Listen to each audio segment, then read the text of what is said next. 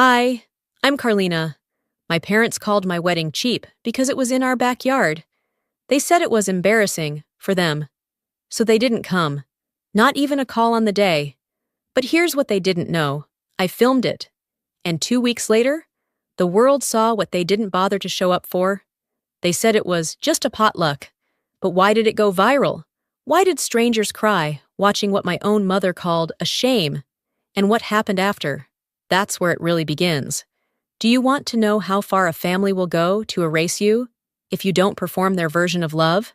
Because mine didn't just stay home. They rewrote the story, without me. It started with a phone call. I was sitting on the back steps, mug of lukewarm tea cupped in both hands, watching the last bit of sun settle into the tree line. The porch light hadn't flicked on yet, but I didn't mind the dim. There was something comforting about the in-between hour, before the dark fully arrived, but long after the day had let go. My phone buzzed against my thigh. Mom. I hesitated. That alone says everything. When I answered, her voice was sharp, clipped, like she'd already made up her mind before I picked up. A backyard? She said. Really, Carlina? That's not a wedding. That's for poor people. She didn't wait for me to respond. She didn't ask who I was marrying. She didn't ask how I was. Click. It took me a full minute to realize she'd ended the call. I just sat there, phone in hand, the edges digging into my fingers. Tea forgotten. No argument. No concern. Not even an ounce of curiosity. She heard backyard, and that was enough for her to dismiss the whole thing, me included. The wind picked up and rustled the leaves of the old maple that towers over the yard. I looked out at the open space, already picturing the string lights I'd been collecting from thrift stores, the chairs borrowed from neighbors, the wildflower beds I planned to replant with Reuben next weekend. She didn't see any of that. She didn't want to. A few days later, Sonia and I met at a cafe on Merrimon for coffee. She pushed her phone across the table without a word. A Facebook meme. One of those passive-aggressive jokes you recognize instantly even if they come from a faceless profile.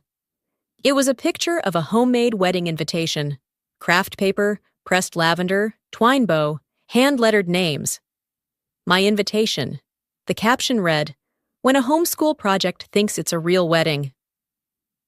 I stared at it for a long time. No name was tagged, but I didn't need one. My mom had made a fake profile years ago to keep an eye on people, as she put it. She used it to post comments she didn't want traced back to her. She always said she hated drama, but that was only true when she wasn't the one orchestrating it. Sonia looked at me like she expected a reaction. I didn't give her one. I just nodded, finished my coffee, and deleted the app on the spot. That evening, back at home, Reuben handed me a bowl of soup and asked how my day had been. I hesitated before telling him about the call, about the meme. He didn't ask what I was going to do. He didn't tell me to ignore her, or to forgive her, or to confront her. He just let the silence settle and said softly, "She didn't even ask who you're marrying?" I shook my head. "Then she's not objecting to your choices," he said. "She's mourning her lost spotlight." I let out a breath I hadn't realized I was holding. The comment wasn't meant to hurt, but it hit something tender. Because he was right. It wasn't about me getting married. It was about her not being center stage. No ballroom, no 3-tier cake with edible gold, no photographer to catch her pretending to cry in a tailored dress. That night, I sat outside again. This time, wrapped in a sweater, notebook balanced on my knees. The wind had died down, and the stars began to pierce through the soft veil of night. I opened to a clean page and started sketching a layout of the backyard. Chairs would go in a semicircle facing the wildflowers. The buffet table near the shed. Paper lanterns strung between the trees. This space would never be a ballroom. And that's exactly why I loved it. I paused, pen hovering, and looked out again into the dark. I whispered to the stillness, not sure who I was talking to. My mother, myself, maybe something in between. She didn't have to understand. She just had to show up. But I already knew she wouldn't. And I hadn't told anyone yet that I'd been removed from the group chat. Not even Ruben. The sketchbook was still open on my lap the next morning. The pen slipped down into the spine like it had given up too. I had fallen asleep on the couch, not even making it to bed. The sky had lightened into that gray-blue wash, birds just starting their fussy chorus in the hedges. Ruben was already up. He always was. I heard the low murmur of the kettle on the stove, but I didn't move. When I finally stretched and sat up, I grabbed my phone to check the time. That's when I noticed it. My notifications were fewer than usual. No new messages from the family thread. That alone didn't say much. My family's energy came in unpredictable waves, but the silence felt curated. I opened the app and saw it. The group was gone. Not just muted, not archived, not renamed. Gone. A new one had been made, a smaller circle. Same people, minus me. The title, Bridal Brunch, Post-Wedding Plans, just us. I read it twice, then clicked on the participant list. Mom, Lynn, Aunt Cheryl. A few cousins I hadn't seen in years.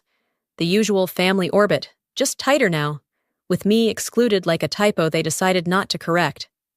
I didn't cry. That part of me had dried up a long time ago, I think. The kind of tears you cry when someone forgets your birthday or misspells your name. Those were gone. This was quieter than that. This was surgical. Instead, I stood up slowly, rinsed my face in the sink, and opened the bag of dried eucalyptus I'd bought to wrap the centerpiece jars. If I had time to bleed, I had time to finish these. By late afternoon, the apartment smelled like rosemary and dried citrus peel. Ruben came in, kissed the top of my head, and offered to take over dinner. I let him. I told him I needed a minute to gather my thoughts, but I lied. I just needed to be alone. I went upstairs, sat on the edge of the bed, and opened the Notes app on my phone. New note, blank page. Title, Erased but Present. I began writing, not a speech, not a journal entry, a list. A list of all the times I'd been included, only in utility. Background, logistics, never spotlight, never celebration. Thanksgiving 2019, asked to carve the turkey, but not sit at the head table. Lynn's baby shower, designed the invites, not invited to the photo wall. Dad's retirement, paid for half the catering, listed in the program as guest. The list went on. I stopped counting after 15 entries. I stared at it and thought, when someone disappears enough times, you stop asking why. You start rehearsing how to explain it without sounding bitter. Later that evening, I was folding linens when my phone rang again. The screen lit up with Lynn's name. My stomach clenched, but I answered. "Hey," she said, like she was calling from a drive-thru. "Mom's worried about you." I stayed silent. "She says you're pulling back from the family, that you're sabotaging your own wedding because you're afraid of being seen." I could hear a faint car blinker in the background. I imagined her sitting at a stoplight, casually diagnosing me with a personality defect in between errands. "She said that?" I asked finally. "Yeah, but I told her that's not fair," Lynn added quickly. "You've always been more private, not like me." I put her on speaker, laid the phone down on the nightstand, and let her words fill the room like a commercial I couldn't skip. She went on, something about how she wanted to help, how she hated seeing the family divided, how maybe I was just overwhelmed. When she finally stopped talking, I said 2 words. "Thanks, Lynn." Then I ended the call. There was nothing else to say. I didn't need an apology she'd never offer. I didn't need to explain myself again to people who'd already written the script for who I was supposed to be. After cleaning up downstairs, I returned to the living room, where my sketchbook still lay on the table. The pages smelled faintly of citrus and graphite. I flipped past my original diagram and turned to a fresh sheet. This time, I didn't sketch lighting. I drew chairs. 25 of them. Each one different. Folding metal, wood with chipped arms, 2 small benches I borrowed from neighbors. Every line was deliberate, and next to each chair, I began writing names. Sonia? Ruben. Aunt Lorraine. My friend from work who cried with me in the break room last year. People who showed up, who stayed, who didn't ask for spotlight or proof. There was one chair I left empty, not by mistake, just to remind myself that not every absence is a tragedy. Some are just space reclaimed. I left the sketchbook open that night, didn't bother closing it or turning the page. I just stood, stretched my back, and walked slowly to the kitchen. There were still 2 candles burning on the counter, one eucalyptus, one something Reuben picked out that smelled like cedar and honey. I let them flicker a while longer, poured a glass of water, and leaned against the sink, staring through the window into the night. My eyes drifted back to the page in my head, the chair I'd left unnamed, and that's when I remembered the other chair. Not mine, not really, but the one they assigned me years ago, the last time our family gathered around a wedding. Lynn's wedding, 5 years ago. It was held in Raleigh at a venue so polished it looked like a showroom, the kind of place where even the curtains cost more than my monthly rent. I had been involved from the beginning, not as a guest, but as help. Quiet, reliable, always reachable. I managed the schedule, handled the caterer's last-minute crisis, made sure the DJ didn't play the wrong version of the father-daughter song. My clipboard never left my side. When I asked if I could be included in the bridal portraits, Mom blinked and said, "Oh, honey, you're not part of the party, you're logistics." That word, logistics, followed me all night. I wore black flats because I knew I'd be running. I wore a dress shirt instead of something satin because I knew no one would be waiting to photograph me anyway. I was the one who stood behind the florist during setup, checking things off the master checklist while everyone else popped champagne in silk robes. Dinner started late, and I remember being handed a plate in the hallway. I looked at the name cards scattered across elegant tables draped in gold-threaded linen. I wasn't on any of them. I found a seat at the far corner. My place card said, Table 9, Kids and Overflow. Someone had scribbled Carlina in pen below it, like an afterthought. I didn't leave, I didn't protest. I smiled at the children, passed rolls, and helped the venue staff reset the salad course when one of the trays spilled near the entrance. At one point during the night, Linda pulled me aside. She adjusted her necklace and said, "You're doing amazing, sweetheart. Everyone keeps saying how seamless everything feels. You're a natural. Not everyone's meant for the spotlight, you know. Some people are just really good at support." She meant it as a compliment. I accepted it like a contract. A few months later, someone tagged me in a photo from the wedding. I hadn't even realized they'd taken my picture. In it, I was crouched by the cake table, wiping down spilled champagne with paper towels. I was mid-laugh, probably something the bartender had said as he stepped around me. The caption read, "Shout out to the catering crew. Y'all were amazing." I wasn't on the catering team. No one corrected the tag. No one in my family even commented, not, "Oops, that's Carlina," not, "She organized the whole thing." Nothing. I didn't untag myself. I didn't delete it. I let it stay. A little square box of proof that I existed exactly how they liked me. Quiet, helpful, not quite belonging. I sat back down on the couch with my laptop, opened my photo folders, and scrolled through the album from that day. Dozens of pictures. Lynn's train flowing down the stairs, the father-daughter dance, the bouquet toss. None of them included me. I deleted the whole folder, all but one image, the one where I'm crouched on the floor in my flats, hands full of napkins. I saved it in a new album titled Receipts. Then I opened a blank document and typed the title, What They Don't Remember. Not because I planned to send it, not because I wanted revenge, but because memory, when controlled by the wrong hands, becomes a weapon, and I wasn't going to let them write the next chapter without at least one record of how it actually happened. I stared at the title on the blank document, What They Don't Remember, for a long time before typing anything else. Just letting the cursor blink against the white screen. My fingers hovered, not out of hesitation, but calculation. I wasn't sure what would land on that page yet, but I knew this. It wouldn't be a rant. It would be evidence. Because if there's one thing I've learned about the people who hurt you in plain sight, it's that they'll rewrite the details before you even have time to react. I closed the document for now and stood from the couch. The sun had dipped low, casting long shadows through the kitchen window. I walked over to the table and began sorting through a small stack of papers I'd left there days ago. What started as a casual effort to organize wedding expenses turned into something uglier the deeper I went. My browser was still open to the loan pre-approval site. I needed financial clarity before we confirmed the final guest count. That's when I saw it. An old PayPal transfer I didn't remember authorizing. Then another, and another. Florist, event planner, photographer.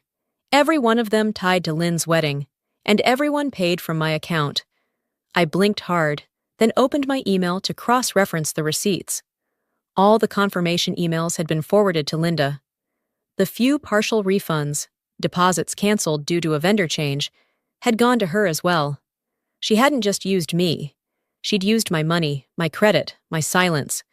I started printing, not out of impulse, out of necessity. Each sheet that slid from the printer felt like peeling back another layer of polite fiction. The version of me they were happy to maintain, generous, quiet, agreeable, was beginning to feel like a costume someone else had sewn onto me. One they didn't want me to outgrow. Just as the last page landed in the tray, my phone buzzed with a reminder I'd set months ago.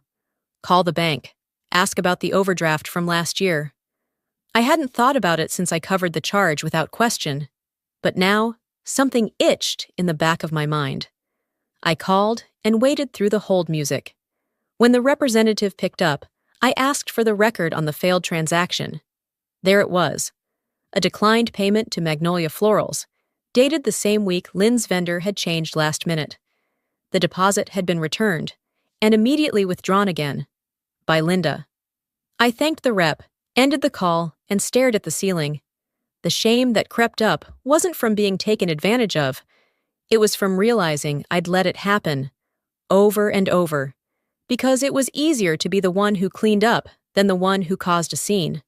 That evening, Sonia called. I answered on the second ring. "You okay?" she asked, no preamble. "I've been better," I replied, pinching the bridge of my nose. There was a short pause. Then she said it. "You still planning to do everyone's work for free?" I let out a breath through my nose. More acknowledgement than laughter. I guess not anymore. The next morning, I was scrolling through a local wedding blog over breakfast. Just background noise while I sipped coffee. That's when I saw it. A feature on effortless backyard elegance. The headline showed Lynn's wedding. Her name was in bold. The subhead described her as a visionary bride who handcrafted every detail. The guest welcome table caught my eye. The wood was reclaimed. The lettering on the signs had taken me 4 evenings. The herb bundles, I grew them, hung them, tied them with linen ribbon. The caption underneath read, "Styled entirely by the bride, Lynn's creative fingerprints were everywhere." Reuben walked in just then. He saw my face before I said anything. "What happened?" I turned the screen toward him. "You want me to comment?" he asked, voice flat. "No," I said, still staring at the screen. I want to remember exactly how they rewrite things when it suits them. That night, after he'd gone to bed, I sat in the living room with my laptop. I opened a new folder. Exhibit A, Contributions Never Credited. One by one, I uploaded screenshots, payment confirmations, text threads, pictures of the things I made, before they were renamed as Lynn's. I didn't name the files with anger. I labeled them by truth, not for revenge, for record-keeping. Because even if I never showed them to anyone, I needed to know I wasn't imagining the way they erased me. And it was in that moment, watching the progress bar fill as each file uploaded, that I realized something important. Even then, after all of it, I had still been giving them the benefit of the doubt. I had still believed they just didn't see me. I hadn't realized they chose not to. The next morning came slowly, wrapped in a strange quiet. I woke up to the soft clinking of dishes, Reuben in the kitchen. The smell of cinnamon toast drifted down the hallway, but I didn't move right away. I stayed in bed, staring at the ceiling fan as it turned overhead. The line from Linda's message still echoed in my mind. Is this the wedding I wasn't invited to? It wasn't a question. It was a setup, a trap wrapped in feigned innocence. And I wasn't stepping into it. When I finally got up and wandered out, Reuben handed me a mug and said nothing. We had that kind of rhythm. He knew when I didn't need advice. I needed space. We stood in the kitchen for a while, sipping coffee, just breathing. By late afternoon, the yard had transformed. The folding chairs were arranged, everyone tied with a strip of faded linen or ribbon someone had donated. The long wooden table we'd sanded down together gleamed under the shade. Wildflowers in glass jars dotted every surface. It looked like a postcard, but better, because every piece had a fingerprint, a hand behind it. I walked around the setup, checking the final details. 25 seats. I counted again, not because I needed to, but because something about the number calmed me. None of those chairs belonged to my mother, or my father, or my sister. And for the first time, that fact didn't sting. It felt honest. People began arriving just before sunset. Friends from work, Sonia with her camera already in hand, 2 neighbors who had lent us chairs and offered to bring peach cobbler. Nobody made a scene. No one asked where my family was. When Reuben stepped out onto the path in his simple navy suit, I caught my breath.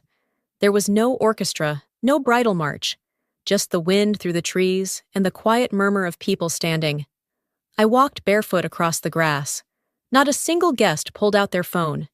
It was as if the moment demanded presence. When I reached him, Reuben smiled. Not the camera kind, but the one he gave me when I snuck him the last slice of pie, or when I leaned into his chest during storms. His hands were warm when he took mine, and he didn't look away once. There was no officiant, no script. He spoke first. I didn't know what home was until I saw you standing barefoot in this yard. A pause. A laugh, soft and cracked. You make everything grow. My throat tightened. I could have repeated the vows I'd written. I could have tried to be poetic. But instead, I looked around, at the people who showed up, at the table we'd built, at the string lights Reuben hung over hours of sweaty afternoons, and I said, I stayed quiet long enough to be mistaken for invisible. But I am not. There was no applause. Not right away. Just stillness. And then a ripple of clapping that wasn't polite. It was proud. Like the sound of people watching something take root. We ate by candlelight. The food was served family style. Bowls passed from one end of the table to the other. Laughter wrapped itself around the yard like smoke. Sonia caught everything with her camera, but I never noticed her moving. It was as if she'd turned herself into part of the setting. Later that night, after the last guest had hugged me goodbye and the dishes were soaking in the kitchen, I sat on the porch with Reuben. We didn't say much. He held my hand, and I leaned against his shoulder. That kind of quiet was earned. A few days passed. The glow lingered like an aftertaste. I didn't post anything right away. Hadn't planned to post at all. But Sonia sent me a 90-second edit she'd cut together as a gift. It was perfect. It started with Reuben fixing his tie in the mirror, then cut to me tying the last ribbon on a jar of flowers. There was no music, just wind and birds and soft footsteps. It ended with us dancing under the paper lanterns, barefoot, the grass beneath us and the stars above. I uploaded it with no caption, no hashtags. Just, home, love, October 8th. By the next morning, it had over 24,000 views. By that afternoon, a wedding blog had messaged me asking for permission to feature it. I didn't tell my family. I didn't send it to them. I didn't even mention it when Aunt Cheryl texted, "Your little wedding is making rounds online." Didn't expect that. I simply copied the message and pasted it into my document. What they don't remember. That night, as I closed my laptop and turned off the light, my phone buzzed again. Linda, one line. Is this the wedding I wasn't invited to? No greeting, no punctuation. Just the kind of message meant to sound hurt, but hit like a dare. I didn't respond. I didn't need to. I copied her words and pasted them beneath the others. Then I shut the file, closed the laptop, and turned off my phone. I left my phone face down on the counter. Didn't turn the screen off. Just let it sit there, buzzing a few more times before it gave up. By the time Reuben came home, the house smelled like lemon oil and something slightly burnt. I'd forgotten about the tea I was steeping until the water had evaporated and the bag crisped against the bottom of the pot. He raised an eyebrow when he walked in, looked at the blackened kettle, and said, "Rough day?" I nodded, and that was all the answer he needed. That night, after dinner and dishes, and Reuben asleep on the couch, with a throw blanket half slipping off his shoulders, I checked my email one last time. Nothing from family, but a forwarded voicemail appeared from Lorraine. No subject, just a winking emoji and the audio file. I put in my headphones and hit play. It was a recording of Linda talking to someone, probably a distant cousin or one of those holiday-only acquaintances who circle back when something makes noise online. "Well, she never made it clear it was going to be that kind of event," my mother's voice said, brittle and rushed. "You know, with cameras and all that. I thought it was a backyard potluck or something." Then a pause. "I just didn't think it was worth making a fuss over." The audio ended there. Just 22 seconds. Lorraine had attached one sentence beneath the file. "She's spinning stories again." I didn't reply. I saved it in the folder. Gave it a new label, Deflect, Audio. The next morning, while eating toast over the sink, I finally responded to one of Lorraine's texts. "Why didn't you come?" I asked, short and direct. Her answer came an hour later.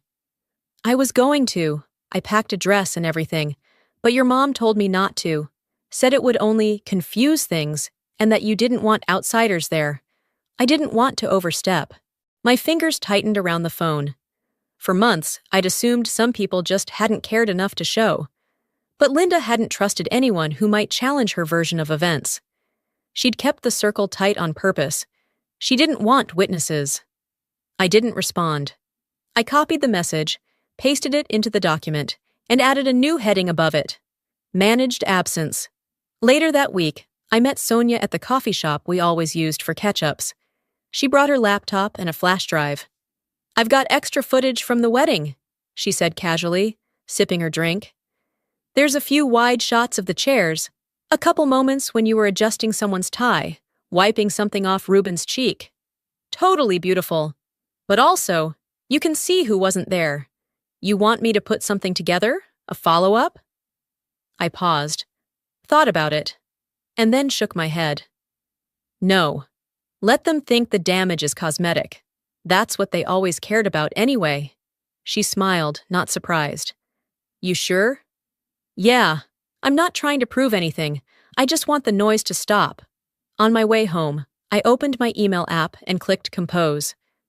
I didn't write to Linda. I wrote to Lynn. Subject line, none. Body. "Since we're both pretending things didn't happen, let me give you one more thing to ignore.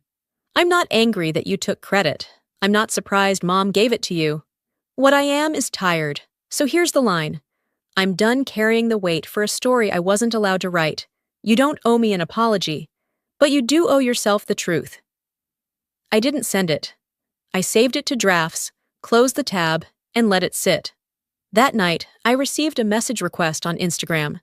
It was from one of Linda's friends, the type of woman who wore matching scarves with her dogs, and referred to Botox as preventative maintenance. The message read, "Linda says you're spreading lies and trying to humiliate her. She's heartbroken.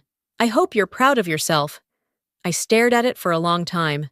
The phrasing, the performance, the same tired lines. "You're overreacting. You're exaggerating. You're the problem." No one ever asked what Linda did, only how I made her look. I didn't reply. I took a screenshot, saved it as Deflect, Instagram. Then I opened my notes app and wrote 2 lines. "I used to clean up their messes. Now I just archive them." The message from Linda didn't make me cry. It didn't even make me mad. not the kind of mad that rises in your throat and turns into shouting. It was colder than that, like when you realize a wound you thought had healed was never stitched properly. It's not the pain that surprises you, it's how familiar it feels. Reuben came home late that night. He was tired, covered in the scent of sawdust and motor oil from helping his cousin patch up a busted garage door. I told him dinner was in the fridge and poured him a glass of water.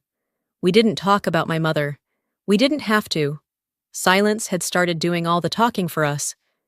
After he went to shower, I sat at the kitchen table, flipping through the manila envelope that held my wedding receipts, the ones I hadn't uploaded yet. Sorting them was supposed to be part of a loan application, but now it felt more like lining up exhibits in a courtroom. I didn't even notice Reuben standing behind me until he asked, "Didn't your mom promise 10 grand for the wedding?" His tone was careful, not accusing, just curious. "She did," I said, still staring at a receipt for the cake that never arrived.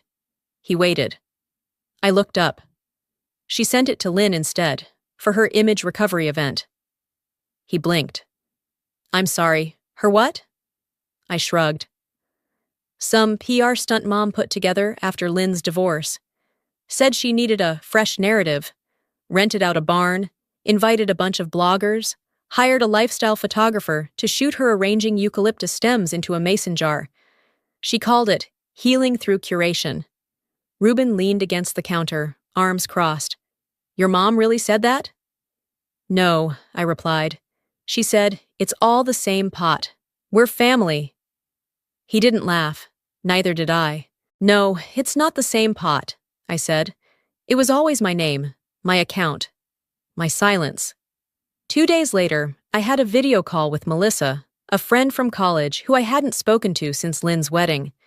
She'd reached out after seeing the viral clip, said she loved the vibe and wanted to catch up. The call was stiff. Melissa talked about her kids, her job, her Pilates certification. I nodded along, pretending to care. Then, just as we were about to wrap, she said it. "I always meant to ask, and I hope this isn't offensive, but are you adopted?" I blinked, letting the question hang in the air for a moment too long. "No," I said, smiling without humor. "But thanks for confirming it still looks that way." Her cheeks flushed. "Oh, I didn't mean—" I ended the call, didn't say goodbye, didn't wait for an apology. I closed the laptop, stood up, and walked to the living room. My body moved like it already knew what came next. I pulled out a blank sheet of paper and started writing. It wasn't poetic. It wasn't emotional. It was a letter to Linda. "You don't need to ask why I've pulled away. You already made that choice for me. You funded a show for Lynn. You robbed a vow from me. You chose the version of me that stayed quiet. The one that made things easy, that version is gone." I didn't send it, but I printed it, folded it neatly, and taped it behind the family photo that still hung near the front door. The one from Lynn's engagement party, where I was half cut from the frame. I left it there like a will, something to be found when the house was emptied and the dust settled. That evening, just after dinner, another message came through.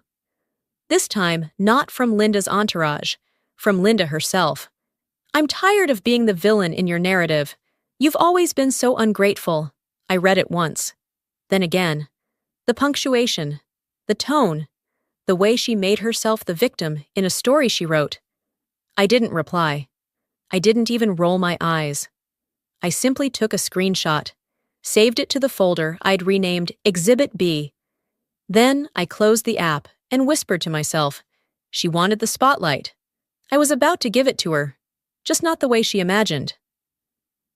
I didn't sleep that night, not because I was upset, not even because of Linda's message, but because I was calm, too calm, and that calm carried weight, the kind that comes after you've made a decision and there's nothing left to argue. By morning, I had gathered everything, printed records, login timestamps, bank statements, screenshots, PDF attachments. There was no rage in my movements, no tremor in my hands, only precision. I slid each document into a labeled folder, clipped it shut, and placed it inside a canvas tote bag. Later that afternoon, I sat across from a paralegal at a modest law office in downtown Asheville.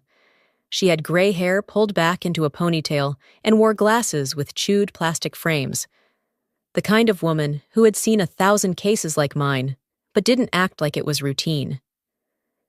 I laid out the stack in front of her. One by one, she examined them, marked up receipts, email confirmations, the credit card application using my name, my address, but Linda's phone number. "I didn't open this," I said plainly. She nodded, flipping the page. "This wasn't just identity misuse," she said, pushing the folder slightly back toward me. "This was deliberate, patterned. You understand this isn't just fraud, it's premeditated abuse." There was a part of me that wanted to ask, is that even a thing? Can you call it that when it's your own mother? But I didn't, because I already knew the answer. I filed the case through small claims, not because I needed a courtroom or applause, but because some things should be documented where people can't twist them later. The hearing took place on a rainy Thursday. Linda arrived alone, dressed in a light blue suit like she was attending a fundraiser. She had pearls around her neck and carried a white envelope clutched in both hands, as if to appear composed and cooperative. She didn't meet my eyes. I didn't offer hers a place to land. The judge listened carefully, methodical and bored, like this was no different than two neighbors fighting over a fence line. But when he ruled, he was firm. The respondent is liable for full restitution and associated costs. Evidence shows intentional use of a family member's financial identity for non-essential luxury expenses. Linda looked at me then, her expression tight, voice hushed but sharp. "You didn't have to make this public." I blinked, then said, just loud enough for her to hear, "Neither did you, but you did anyway." I walked out of the courtroom before she could respond. No backward glance, no need for a final word. Some silences are loud enough. A few days passed before I got a text from Vernon, my sister's ex-husband. He asked if we could meet for coffee, said there was something I needed to see. I hesitated, then agreed. We chose a quiet cafe near the river, a place where people didn't linger and no one would recognize us. He was already seated when I arrived. He looked older than I remembered, more tired, but lighter somehow. "I knew something was off," he said after the small talk faded. "Back then, when Linda insisted we change the gift registry behind your back." He reached into his coat pocket and pulled out a folded letter. "I wrote this a while ago, never sent it, but I figured, maybe you'd want it now." I opened it. It was a notarized statement. Detailed, specific, naming the vendors I'd paid for during Lynn's wedding, dates, amounts. His own confirmation that Linda had instructed the billing to be rerouted, while publicly claiming Lynn had funded the event solo. I didn't say anything at first. "I don't need it for court," I said finally, folding it again with care. "But I'm going to frame it." Vernon nodded. "Do it. You earned it." Back home, I placed the letter on the table, right beside the court documents. I didn't rush to frame it. Just seeing it there, solid, indisputable, felt like a door had closed without slamming. Later that evening, after folding laundry and answering a few work emails, I opened my banking app. One final scheduled transfer, $200 a month, set up years ago, just to help them out. A drip feed of silence. I canceled it. Then I created a new sub-account. I titled it Freedom Fund. It wasn't about the money. It was about marking the line between being used and being done. Ruben walked in with a photo frame in hand, the one I kept meaning to hang but always pushed off. "Where do you want this?" I didn't even glance up. "Anywhere there's sunlight." The frame went up that morning, just above the bookshelf where the light always poured in strongest after 9. Ruben stepped back and tilted his head, checking the alignment. "It's crooked," I said, smiling. "Then it's honest," he replied. I laughed softly. We left it that way. We'd been in the Portland house for almost 2 months. It was smaller, sure, no guest room, less kitchen counter. But there was space here. Not just physical space, but emotional. No one watched the front windows. No one knocked unannounced. Nothing haunted the corners. That morning, I was watering the plant Reuben had bought me when we first moved in. A little snake plant with one browning edge I hadn't been able to fix. The mail slid through the slot as I rinsed the watering can. Among the bills and flyers was a plain envelope. No return address. The handwriting on the front was familiar but hesitant. I opened it slowly, expecting some dry legal notice or outdated invitation. Instead, it was a photo. I recognized it instantly. Lynn's wedding, the one I'd erased from my phone, but not from memory. In the image, Lynn stood in the foreground, tossing her bouquet. The guests looked on, clapping, smiling, and there I was, barely in frame, slightly crouched, tray in hand, collecting champagne flutes. On the back, in the same careful handwriting, was one line. I looked right past you that day. I see you now. No name, but I knew. I didn't cry. I didn't feel anger either, just a kind of stillness that settled around my ribs. I placed the photo face down on the counter and poured myself another cup of coffee. A few hours later, after folding laundry and answering a work email or two, I walked into the room where we kept the keepsakes. Photos from the wedding Reuben and I had actually planned. A shell we found on the beach during our road trip. A drawing from Sonia's daughter, taped beside a print of our backyard dance under the lanterns. I took the photo and slid it behind the image of our wedding night. Reuben spinning me barefoot in the grass, my face mid-laugh. I didn't text Lynn. I didn't post about it. I didn't shred it either. Some things don't need forgiveness. Just an ending. Later that day, I texted Sonia a picture of the frame under morning light. No caption, just the image. She replied with a thumbs up and a heart. Then Lorraine sent a message, completely unrelated, or maybe perfectly timed. They say time heals, she wrote. I think it just stops the bleeding. I stared at the message for a minute before replying, and I finally stopped asking them to hold the bandage. That evening, after dinner, I updated the Freedom Fund spreadsheet. Not because I needed to track anything urgent, but because creating something of my own still felt like resistance. At dusk, I stepped into the backyard. Our backyard now. The kind with uneven paving stones and a creaky gate, but just enough room for peace. One chair sat alone beneath the big maple tree. It had a wobbly leg and peeling paint, but it held weight just fine. I sat, reached into my jacket pocket, and pulled out a folded napkin. The same one I'd used years ago, wiping tables no one remembered me setting. I flattened it across my lap. The fabric still held the faintest scent of citrus. I looked out across the yard, not waiting for anyone, not missing anyone. They never had to see it. I just needed to know I wasn't invisible to myself. Before I close this chapter, let me say one last thing. Just between us. There's a point in life when you realize that being the one who always keeps the peace often means you're the one paying the price. And when that realization hits, it's not rage that follows. It's clarity. Quiet, steady, necessary clarity. I spent years trying to be small enough to fit into other people's comfort zones, until I understood that disappearing doesn't earn love. It earns silence.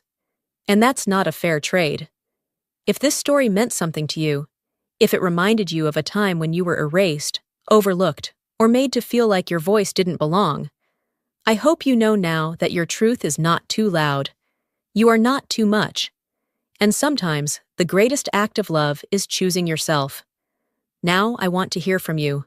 Have you ever had to walk away from a version of family that only worked when you stayed silent? Have you ever had to reclaim your own name, your own story? Tell me in the comments below. If this video touched your heart, drop a 1 in the comments, or let me know what city or state you're watching from. And if it didn't quite land with you, that's okay too. Tell me why. Tell me how you would have handled it. We're all learning from each other here. If you'd like to hear more stories like this, stories that dig deeper than headlines and echo something real inside you, go ahead and subscribe to this channel. Don't miss the next one. You never know. The next story might sound a little like yours. Thank you for watching. And if no one has told you lately, You deserve to be heard.